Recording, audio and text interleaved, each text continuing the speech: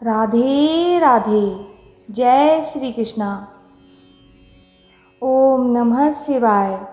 आप सभी भक्तगणों को मेरा प्यार भरा नमस्कार। पूरे भारतवर्ष के साथ पूरी दुनिया में भगवान शिव के जितने भक्त हैं वो भगवान शिव से सुख और शांति की कामना करते हैं। भगवान शिव के भक्तों के लिए शिव पुराण का बड़ा महत्व है। इस पुराण में शिव भगवान की महिमा की गई है।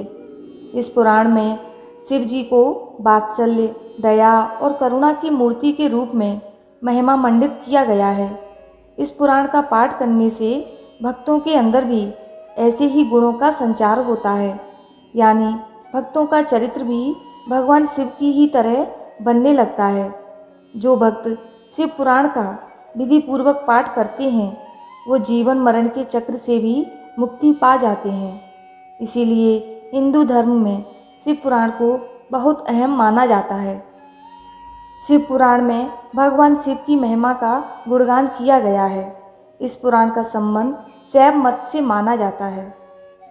भगवान शिव त्रिदेवों में से एक हैं और उन्हें संहार का देवता भी माना जाता है। भगवान शिव को महेश, महाकाल, नीलकंठ, रुद्र आदि नामों से भी पुकारा जाता है।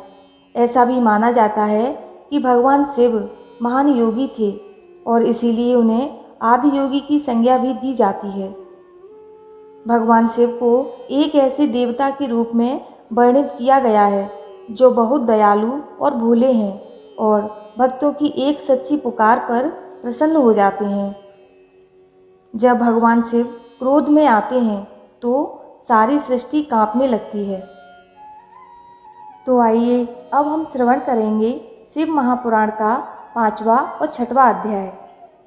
तो आप लोग बड़ी ही श्रद्धा और प्रसन्न चित्त मन से शिव महापुराण का श्रवण करें।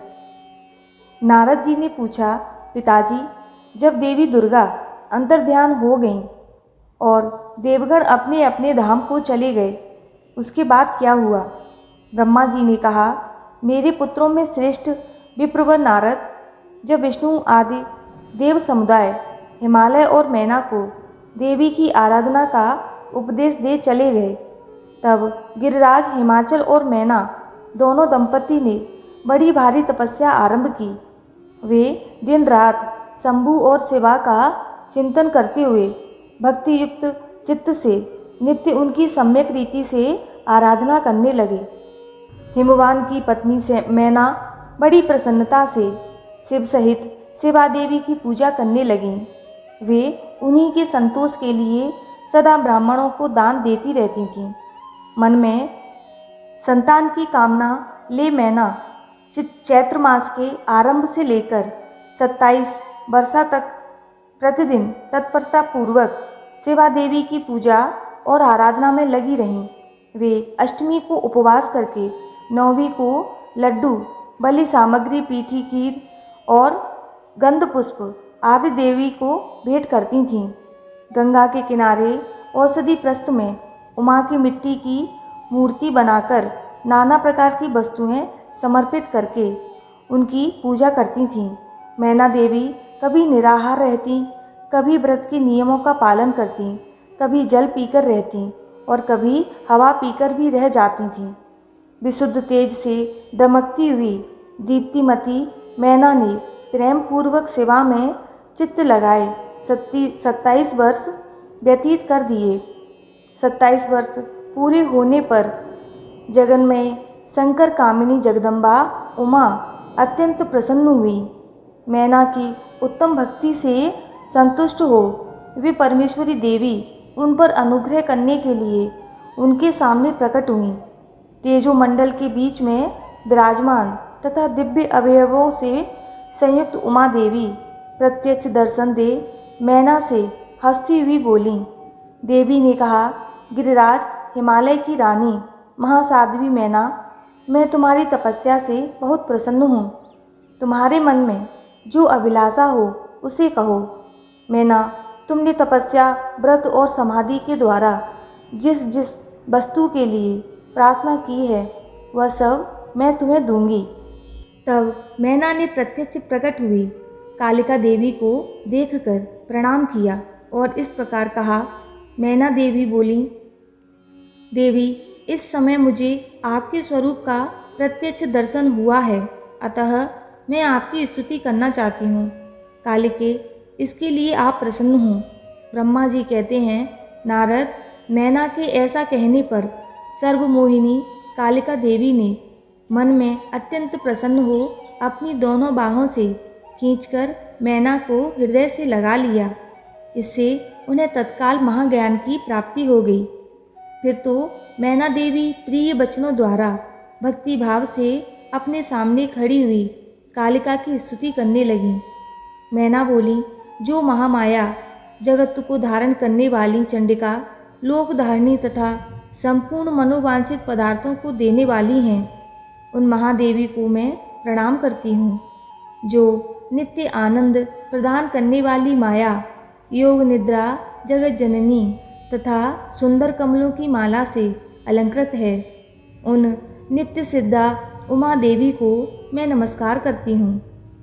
जो सबकी मातामही, नित्य आनंदमयी, भक्तों के शोक का नाश करने वाली तथा कल्प पर्यंत नारियों एवं प्राणियों की बुद्धि स्वरूपिणी हैं, उन देवी को मैं प्रणाम करती हूँ। आप यतियों के अज्ञान में बंधन के नाश की हेतुभूता ब्रह्मा विद्या हैं। फिर मुझ जैसी नारियाँ आपके प्रभाव का क्या वर्णन कर सकती हैं। अथर्व वेद की जो हिंसा, वह आप ही हैं। देवी, आप मेरे अभीष्ट फल को सदा प्रदान कीजिए। भावहीन तथा अदृश्य नित्यानित्य तन्मात्राओं से आप ही पंचभूतों के समुदाय को संयुक्त करती हैं। आप ही उनकी शाश्वत शक्ति हैं। आपको स्वरूप नित्य है। आप समय समय पर योग युक्त एवं समर्थ नारी के रूप में प्रकट होती हैं। आप ही जगत की योनि और आधार शक्ति हैं। आप ही प्राकृत तत्वों से परे नित्या प्रकृति कही गई हैं, जिसके द्वारा ब्रह्मा के स्वरूप को बस में किया जाता, वह नित्या विद्या आप ही हैं। मातः आज मुझ पर प्रसन्न होइए। आप ही अग्नि के भीतर व्याप्त उग्र दाहिका शक्ति हैं। आप ही सूर्य किरणों में स्थित प्रकाशिका शक्ति हैं। चंद्रमा में जो आहारिका शक्ति है, वह भी आप ही हैं। ऐसी आप चंडी देवी का मैं स्तवन और वंदन करती हूँ। आप स्त्रियों को बहुत प्रिय हैं। उदर्भदेवता ब्रह्मचारियों की ध्येयभूता नित्या ब्रह्मा शक्ति भी आप ही हैं। संपूर्ण जगत की वांछा तथा श्री हरि की माया भी आप ही हैं। जो देवी इच्छा अनुसार रूप धारण करके सृष्टि पालन और संहारमयी हो उन कार्यों का संपादन करती हैं तथा ब्रह्मा विष्णु एवं रुद्र के शरीर की भी हेतुभूता है, वे आप ही हैं। देवी, आज आप मुझ पर प्रसन्न हो। आपको पुनः मेरा नमस्कार है।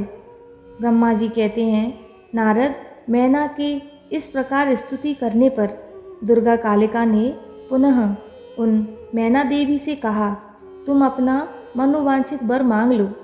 हिमाचल प्रिय, तुम मुझे प्राणों के समान प्यारी हो। तुम्हारी जो इच्छा हो वह मांगो, उसे मैं निश्चय ही दे दूंगी। तुम्हारे लिए मुझे कुछ भी अदेय नहीं है।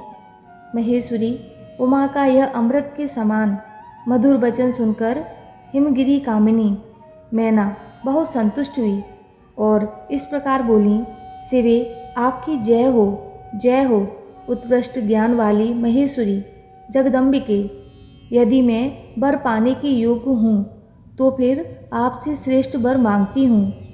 जगदम्बे, पहले तो मुझे 100 पुत्र हों, उन सबकी बड़ी आयु हो, वे बल पराक्रम से युक्त तथा रिद्धि सिद्धि से संपन्न हों। उन पुत्रों के पश्चात मेरे एक पुत्री हो, जो स्वरूप और गुणों से सुशोभित होने वाली हो। वह दोनों कुलों को आनंद देने वाली हो तथा तीनों लोकों में पूजित हो। जगदम्बिके, शिवे, आप ही देवताओं का कार्य सिद्ध करने के लिए मेरी पुत्री तथा रुद्रदेव की पत्नी होइए तथा और तदनुसार लीला कीजिए। ब्रह्मा जी कहते हैं, नारद, मेनका की बात सुनकर प्रसन्न दया देवी उमा ने उनके मनोरथ को पूर्ण करने के लिए मुस्कुराकर कहा। देवी बोली, पहले तुम्हें 100 बलवान पुत्र प्राप्त होंगे, उनमें भी एक सबसे अधिक बलवान और प्रधान होगा।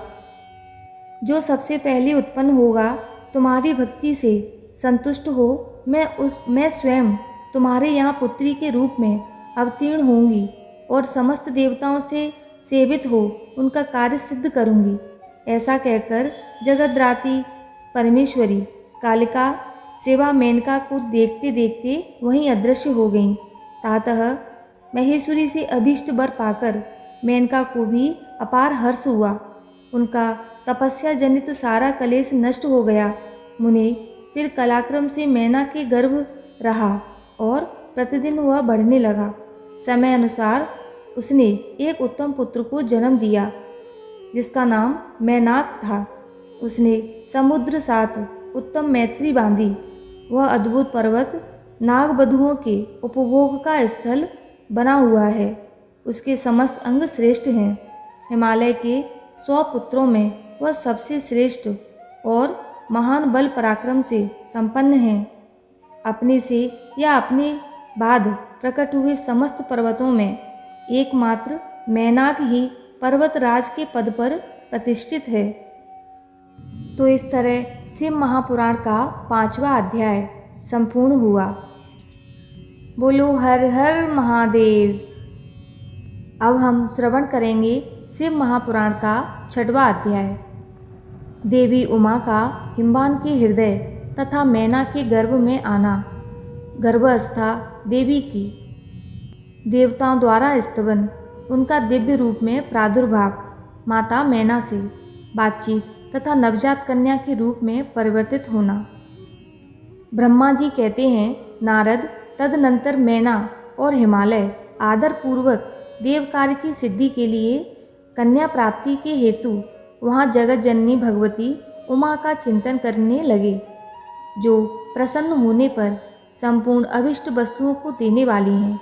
वे महेश्वरी उमा अपने पूर्ण अंश से गिरिराज हिमवानु के चित्त में प्रविष्ट हुईं। इससे उनके शरीर में अपूर्व एवं सुंदर प्रभा उतर आई। वे आनंदमग्न हो अत्यंत प्रकाशित होने लगे। उस अद्भुत तेजो राशि से संपन्न महामना हिमालय अग्नि के समान अदृश्य हो गए। तत्पश्चात सुंदर कल्याणकारी समय में गिरिराज हिमालय ने अपनी प्रिया मैना के उदर में शिवा के उस परिपूर्ण अंश का आधान किया। इस तरह गिरिराज की पत्नी मैना ने हिमवानु के हृदय में विराजमान करुणा निधान देवी की कृपा से सुखदायक गर्भ धारण किया। संपूर्ण जगत की निवास भूता देवी के गर्भ में आने से गिरिप्रिया मैना सदा तेजोमंडल के बीच में स्थित होकर अधिक शोभा पाने लगी। अपनी प्रिया शुभांगी मैना को देखकर गिरिराज हिमवान बड़ी प्रसन्नता का अनुभव करने लगे। गर्भ में जगदम्बा के आ जाने से वे महान तेज से संपन्न हो गई थीं। मुने उस अवसर में विष्णु आदि देवता और मुनियों ने वहाँ आकर गर्भ में निवास करने वाली शिवा देवी की स्तुति की और तदनंतर महेश्वरी की नाना प्रकार से स्तुति करके प्रसन्न चित्त हुए। वे सब देवता अपने अपने धाम को चले गए। जब 9वां महीना बीत गया और 10वां भी पूरा हो चला, तब जगदम्बा कालिका ने समय पूर्ण होने पर गर्भस्थ शिशु की जो गति होती है उसी को धारण किया, अर्थात जन्म ले लिया। उस अवसर पर आदि शक्ति सती साध्वी शिवा पहले मैना के सामने अपने ही रूप से प्रकट हुई। बसंत ऋतु में चैत्र मास की 9वीं तिथि को मृगशिरा नक्षत्र में आधी रात के समय चंद्रमंडल से आकाश गंगा की भांति मेनका के उदर से देवी शिवा का अपने ही स्वरूप में प्रादुर्भाव हुआ। उस समय संपूर्ण संसार में प्रसन्नता छा गई। अनुकूल हवा चलने लगी जो सुंदर सुगंधित एवं गंभीर थी। उस समय जल की वर्षा के साथ फूलों की वृष्टि हुई। विष्णु आदि देवता वहाँ आए। सबने सुखी होकर प्रसन्नता के साथ जगदम्बा के दर्शन किए और शिवलोक में निवास करने वाली दिव्य रूपा महामाया शिव कामिनी मंगलमयी कालिका का माता का स्तवन किया। नारद, तुम देवता लोग स्तुति करके चले गए। तब मेनका उस समय प्रकट हुई नील कमल दल के समान कांति वाली श्याम वर्णा देवी को देखकर अतिशय आनंद का अनुभव करने लगी। देवी के उस दिव्य रूप का दर्शन करके गिरिप्रिया मैना को ज्ञान प्राप्त हो गया। वे उन्हें परमेश्वरी समझकर अत्यंत हर्ष से उल्लसित हो उठीं और संतोषपूर्वक बोलीं। मैना ने कहा, जगदम्बे महेश्वरी, आपने बड़ी कृपा की जो मेरे सामने प्रकट हुई। अंबिके, आपकी बड़ी शोभा हो रही है। शिवे, आप संपूर्ण शक्तियों में आदि शक्ति तथा तीनों लोकों की जननी हैं। देवी, आप भगवान शिव को सदा ही प्रिय हैं तथा संपूर्ण देवताओं से प्रशंसित पराशक्ति हैं। महेश्वरी, आप कृपा करें और इसी रूप से मेरे ध्यान में स्थित हो जाएं। साथ ही मेरी पुत्री के अनुरूप प्रत्यक्ष दर्शनीय रूप धारण करें। ब्रह्मा जी कहते हैं, नारद, पर्वत पत्नी मैना की यह बात सुनकर अत्यंत प्रसन्न हुई शिवा देवी ने उस गिरिप्रिया को इस प्रकार उत्तर दिया। देवी बोली, मैना, तुमने पहले तत्परता पूर्वक मेरी बड़ी सेवा की थी। उस समय तुम्हारी भक्ति से प्रसन्न हो मैं वर देने के लिए तुम्हारे निकट आई। वर मांगो। मेरी इस वाणी को सुनकर तुमने जो वर मांगा वह इस प्रकार है। महादेवी, आप मेरी पुत्री हो जाएं और देवताओं का हित साधन करें। तथा मैंने तथास्तु कहकर तुम्हें सादर यह वर दे दिया और मैं अपने धाम को चली गई। गिरिकामिनी, उस वर के अनुसार समय पाकर आज मैं तुम्हारी पुत्री हुई हूँ। आज मैंने जो दिव्य रूप का दर्शन कराया है, इसका उद्देश्य इतना ही है कि तुम्हें मेरे स्वरूप का स्मरण हो जाए। अन्यथा मनुष्य रूप में प्रकट होने पर मेरे विषय में तुम अनजान ही बनी रहती। अब तुम दोनों दंपत्ति पुत्री भाव से अथवा दिव्य भाव से मेरा निरंतर चिंतन करते हुए मुझ में स्नेह रखो। इससे मेरी उत्तम गति प्राप्त होगी। मैं पृथ्वी पर अद्भुत लीला करके देवताओं का कार्य सिद्ध करूंगी। भगवान शंभु की पत्नी होंगी और सज्जनों का संकट से उद्धार करूंगी। ऐसा कहकर जगन्माता शिवा चुप हो गईं और उसी क्षण माता के देखते देखते प्रसन्नतापूर्वक नवजात पुत्री के रूप में परिवर्तित हो गईं। बोलो अंबिके मैया की जय, बोलो शिव प्रिय की जय। हे माता रानी, हम सभी भक्तगणों पर अपनी कृपा बनाए रखना और अपना आशीर्वाद बनाए रखना। हम सभी के घर आंगन में आनंद मंगल बने रहें। जय माँ दुर्गे। राधे राधे। बोलो हर हर महादेव।